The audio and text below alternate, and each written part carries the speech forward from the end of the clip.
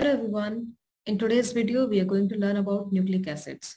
Someone might have already told you many times, like your friends or family members, that some of your physical characteristic features, like your skin color, hair color, eye color, etc., they are similar to your parents or grandparents. Okay, you are aware that we all human beings or we all animals actually share some of our characteristic features with our parents or grandparents, okay, or maybe great grandparents also. Okay, now in your lower grades you have already studied that there are some unit of inheritance. Okay, there are some thing which is present in the cell of every organism which actually carries these information, or you can say which carries these characteristic features from one generation to another generation. Okay, these unit of inheritance pass on these characteristic features from one generation to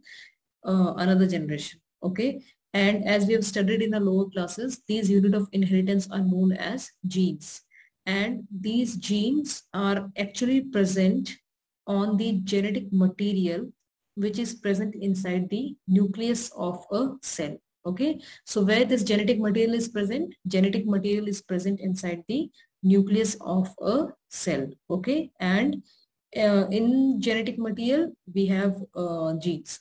So this genetic material which is present in the nucleus of a cell is actually known as nucleic acids. Okay, so what are these nucleic acids? In simple term, I have already explained you the genetic material which is present in the nucleus of cells of living organism is known as nucleic acids. Okay, now we'll further go on in detail about this nucleic acid. Okay, the types of nucleic acid, their structure, their chemical structure. Okay, and what is their role and importance in the body of an organism, right? So if we'll look here, nucleic acids are the biomolecules. Okay, so this is the fourth biomolecule which we are learning in this particular unit, unit 4. Okay, so nucleic acid is a biomolecule. That means it's a molecule which is present in the living organisms, and it plays a very important role in the maintenance and growth of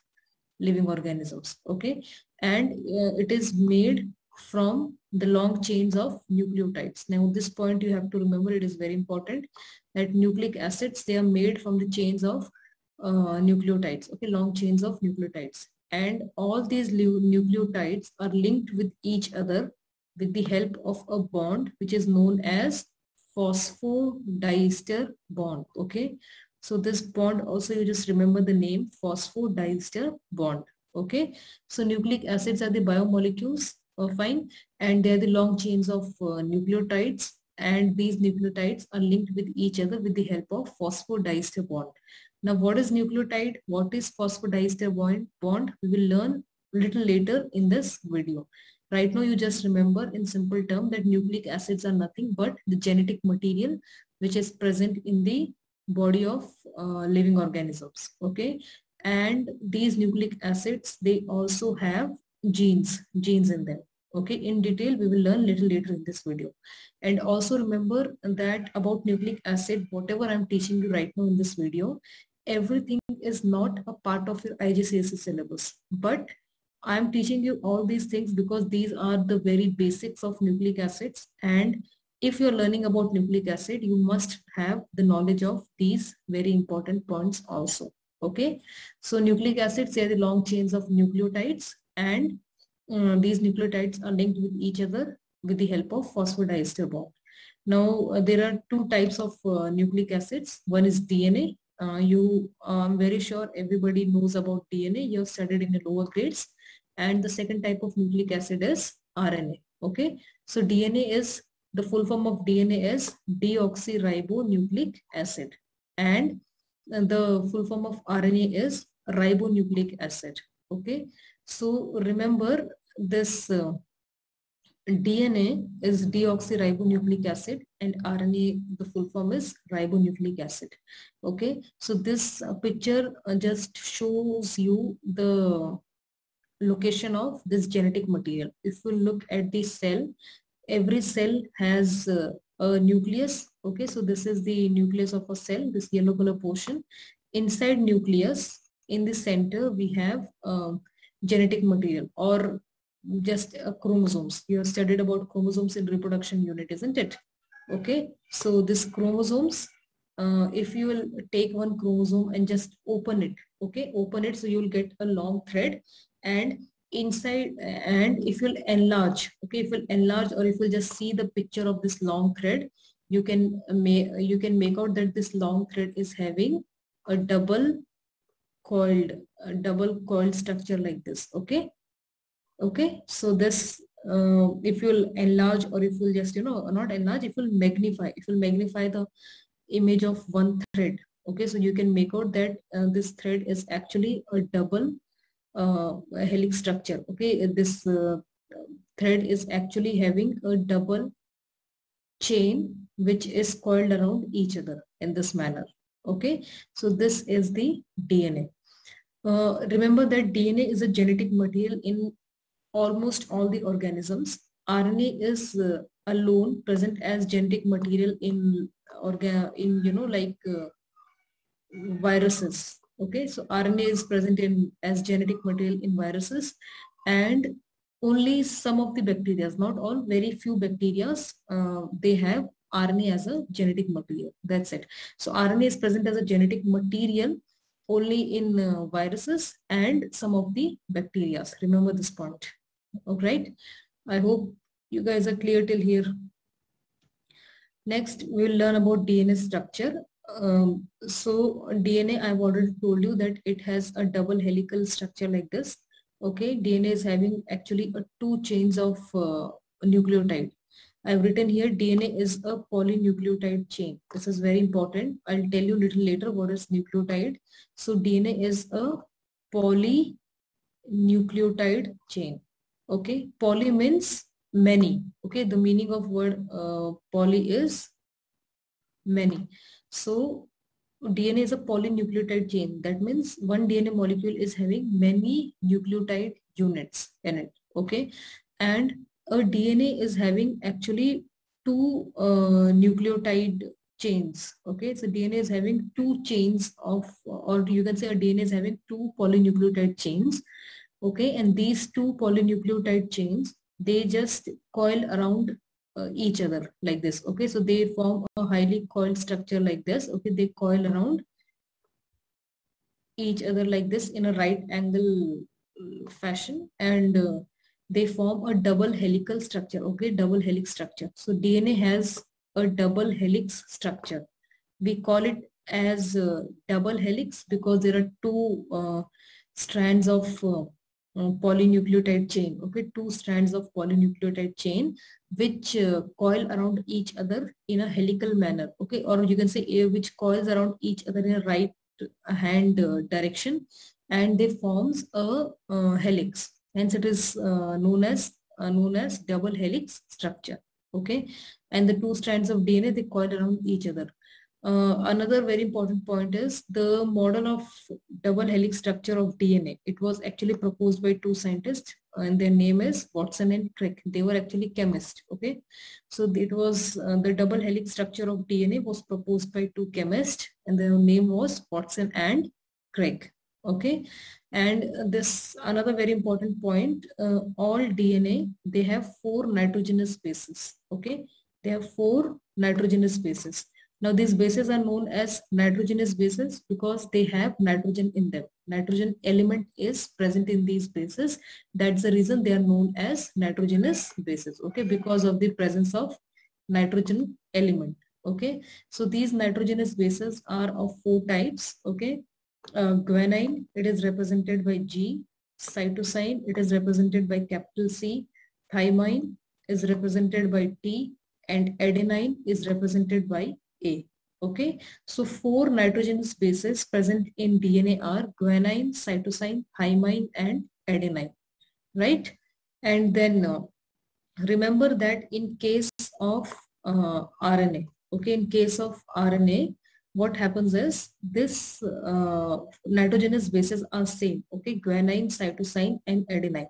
So these three nitrogenous bases are same. That is guanine, cytosine, and adenine. Okay, only this particular nitrogenous base, which is thymine, is actually is replaced by uracil. Okay, uracil is represented as capital U, and the spelling is uracil. Okay, fine. So uracil. So RNA has nitrogenous bases: guanine, cytosine, adenine, and uracil.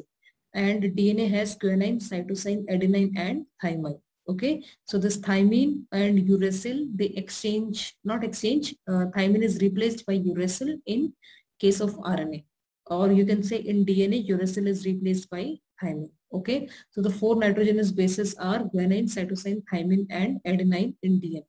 Okay, and apart from this, this entire structure of DNA has sugar and phosphate. Okay, so this sugar phosphate forms the backbone of the DNA. Okay, so sugar and phosphate together, it forms the backbone of the DNA. Okay, so complete structure of DNA is actually having a nitrogenous base, sugar, and a phosphate. Okay, and the sugar which is present in this genetic material is ribose sugar. Okay, the sugar which is present in genetic material is known as ribose sugar. Okay, so ribose sugar, nitrogenous base, and phosphate group. Okay, ribose sugar, remember, ribose sugar, nitrogenous base, and phosphate group together forms the structure of DNA. Next is a nucleotide. I've already told you that DNA is a polynucleotide chain, isn't it? I've told you that DNA is actually polynucleotide chain. That means many nucleotide units together, they join with each other and forms the polynucleotide chain. Okay. Now this what one nucleotide unit is actually composed of, or it actually comprises of phosphate group. Okay, so this is phosphate. Fine. One phosphate molecule, one deoxyribose sugar. Okay, and one base. Now this base can be either adenine, thymine, cytosine, or guanine. Fine. Ribose sugar is present in RNA. Deoxyribose sugar is present in DNA. Okay. Previously, I've told you in previous slide about ribose that is present in RNA. Okay, so ribose is a sugar which is present in RNA, and deoxyribose is a sugar which is present in DNA. Okay, and one nucleotide unit is actually made up of phosphate group. Okay, it's made up of phosphate group, deoxyribose sugar, and one base. And base can be any base, whether it can be adenine, thymine, cytosine, or guanine. Okay, so these three together forms one nucleotide unit. Okay, and DNA is a polynucleotide chain. DNA has polynucleotide chain. That means like this, many nucleotide units together join with each other and they form polynucleotide chain. Okay, and this bond which is present between the phosphate molecule and sugar, okay, deoxyribose sugar. Okay, so this particular bond is known as phosphodiester bond. Okay, so remember this, the bond which is present between phosphate molecule and the sugar molecule, okay, is known as phosphodiester bond. Fine. Next, the elaborative structure of DNA is given here. These two strands of DNA are present, okay, and in between they have these nitrogenous bases. Okay, so you can just imagine actually a ladder. Okay, this is a ladder, and the two ends of the ladder are actually the two strands of DNA. Okay, and in between the steps of these ladder, okay, the steps of these ladder are like, you know, nitrogenous base pairs. Okay, so the two strands of DNA, they are held together, held with each other with the help of hydrogen bonds, which is with the help of hydrogen bond, which is present between these nitrogenous bases. Okay, so remember, these nitrogenous bases, they always combine with each other, and there is a formation of hydrogen bonds between them.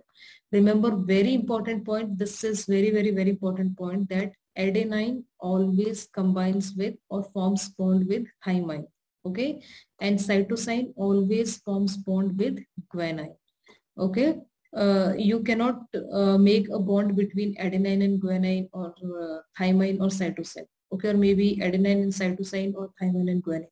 That is not possible. So remember, this is a very unique characteristic of DNA, that DNA or RNA. Okay, adenine always forms bond with thymine or uracil, and cytosine always forms bond with guanine. And the bond which is present between these nitrogenous bases are hydrogen bond. Okay, adenine always forms two bonds with the thymine, and guanine always forms three hydrogen bonds with cytosine. So when one adenine nitrogenous base combines with the one thymine base with the help of two hydrogen bonds, okay, so that's known as base pair. Okay, so that's called base pair. So whenever there is a bonding between two nitrogenous base, that's called base pair. Okay, and remember that two strands of DNA, they are attached, or they are, like joined with each other only with the help of this hydrogen bonding which is present between these nitrogenous bases. Okay, and the sugar phosphate is present here, and sugar phosphate forms the backbone of the DNA. Fine.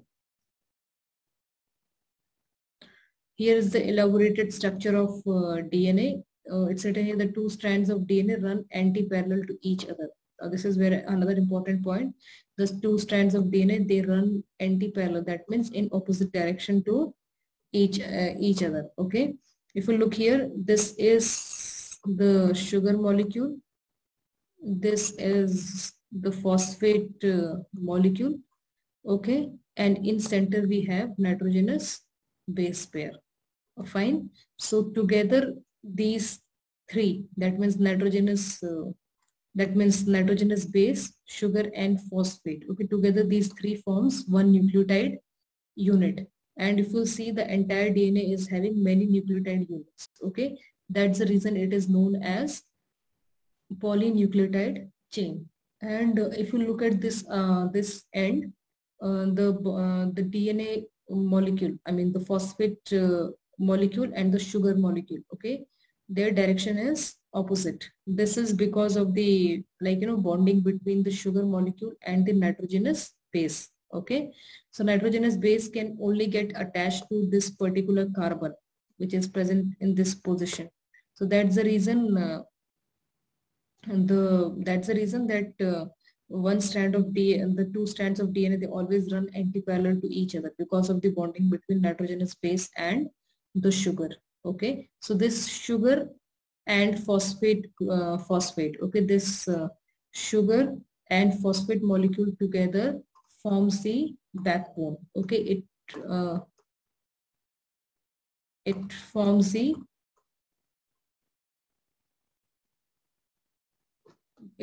backbone of the DNA. Okay, and in center we have these nitrogenous bases which always join with each other with the help of hydrogen bonding between them. Hence two strands of DNA, they are attached to each other with the help of hydrogen bonding between them. So I hope the DNA points are clear to you. Okay, you have to remember that DNA is having two strands, okay, two strands of polynucleotide chain. Okay, nucleic acids, they are made up of a nucleotide, and phosphodiester bond is present between them, right? And then remember, there are four nitrogenous bases: adenine, cytosine, thymine, and guanine. There's always a hydrogen bond formation between these nitrogenous bases, and these nitrogenous bases, they always combine in one particular way. That is, adenine always forms bond with thymine, and cytosine always forms bond with guanine. Okay, it can never exchange. It's not at all possible.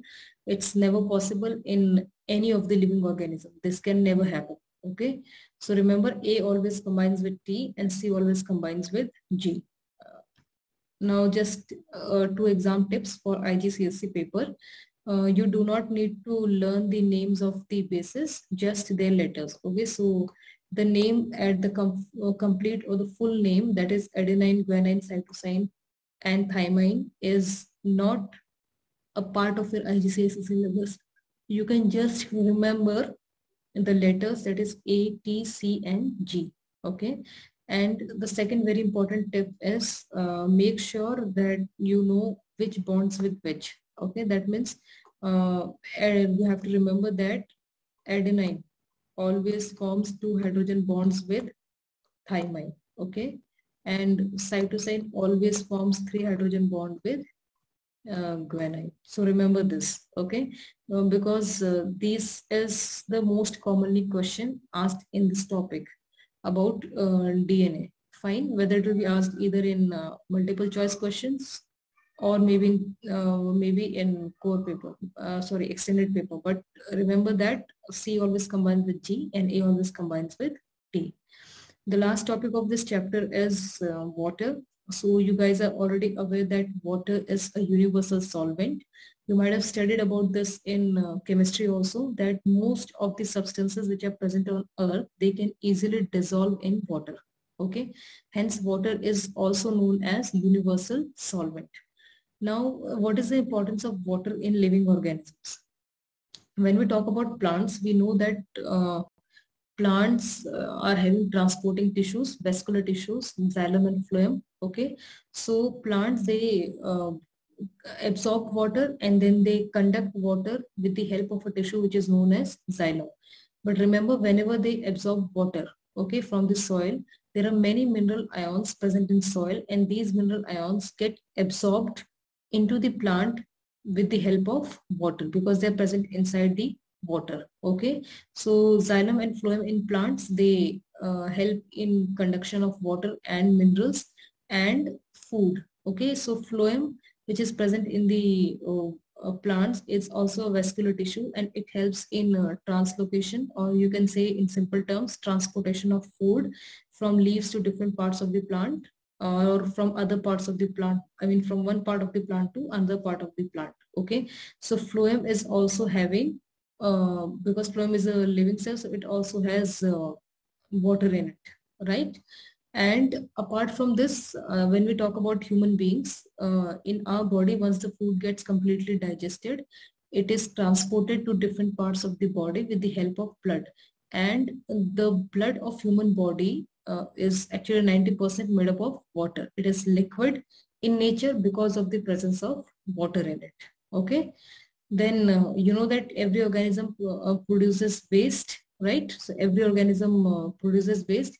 So human body also produces a nitrogenous waste which is known as urea, and this is highly toxic for a body. Okay, and this nitrogenous waste urea is supposed to be excreted outside our body. Okay, so this toxic substance urea and substances which are present in excess like salts, okay, they dissolve in water and then gets removed from the body in the form of urine.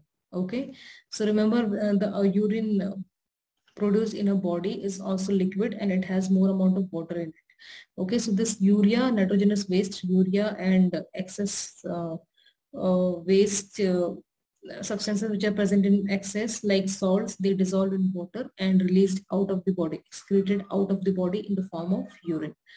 Then absorption of digested food molecule happens as water is a good solvent. Okay, so you know that once food gets completely digested, it gets absorbed in the cell. Okay, and then it goes to the blood and then it gets transported to different parts of the body. And last and very important point, that all living organisms, you are aware that made up of cells, whether they are unicellular or multicellular, all living organisms, they have cells, and cells have cytoplasm and nucleoplasm in them. Okay, or you can say protoplasm in them. Now this entire protoplasm which is present inside these cells has 90% or around 80% of water in it. Okay, so the cytoplasm of cell is having almost around 80% of water, and inside cytoplasm of cell many metabolic reactions take place. Metabolic reactions like respiration, protein synthesis, any digestive reaction, etc. Okay, so all these metabolic reactions, they require the presence of water. Okay, they need water for their reactions to be completed, okay, or to occur efficiently. Okay, so this water which is present in cytoplasm helps in these metabolic reactions, and cytoplasm has 80% of water in it. Okay, and water, it's also very important for maintaining turgor pressure, turgidity of plant cells. Okay, fine. So I hope you guys are clear with the function of water and clear with the complete structure of DNA. In next video, we will discuss some of the past paper questions of Unit 4 biomolecules. Till here, we have completed the entire concepts of biomolecule units. Take care. Bye-bye.